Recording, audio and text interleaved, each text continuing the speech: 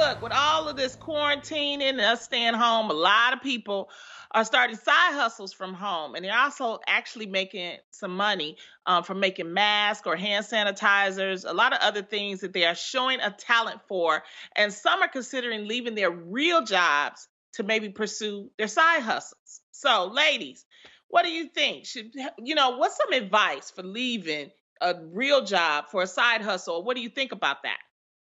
I think the first thing that's so important for anybody in any position is to make sure you embrace all the different talents that you have, because you should have different hats available for anything that could happen. I think even as us, we're not just television personalities. We're, comedians, authors, chefs, makeup artists, stylists. Like, there's so many other things that you should have. So I just think when people focus on just one thing, I love that the quarantine is bringing out other things that you may be good at. And who knows, it could turn into a business. It's amazing. I think the biggest thing about making your side hustle your main hustle is you have to figure out, and you have to be very, very, very honest with yourself if you are a self-starter and if you're self-motivated, because you're going to have to be maybe not necessarily other people's boss, but you'll have to be your own boss.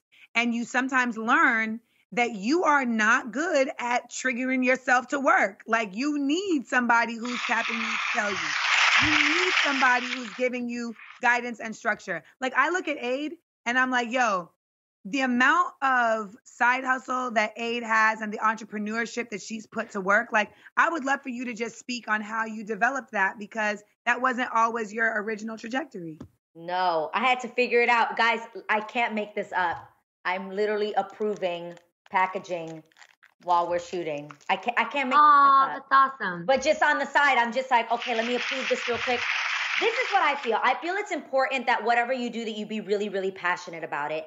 And that I think there is real planning that goes into starting your own business. How are you going to do it? And I've been talking about this recently because a lot of people, while we're in quarantine, are saying, I can't wait to get out of this.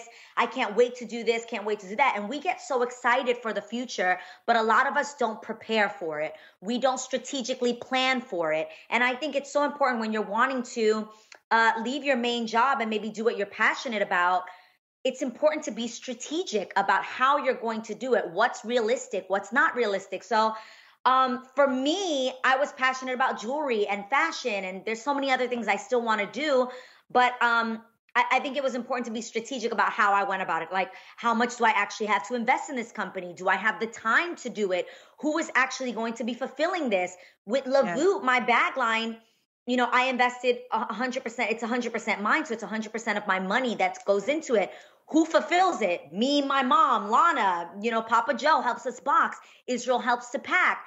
And I had to be realistic about how I was going to do it, when I was going to find the time to do it, and recognize that there were going to be some sleepless days and nights where I just had to do what I had to do in order to launch this and get it off the ground. So I encourage anybody out there that has a passion in their heart, do it, but recognize that while your job may be a 9 to 5, this is going to be 24 hours of hard labor and work. So I agree with Adrienne 100%. It's very, very important for you to make sure, if you're going to do a side hustle, make sure it's your passion, because sometimes it's not going to go the way that you want it to go.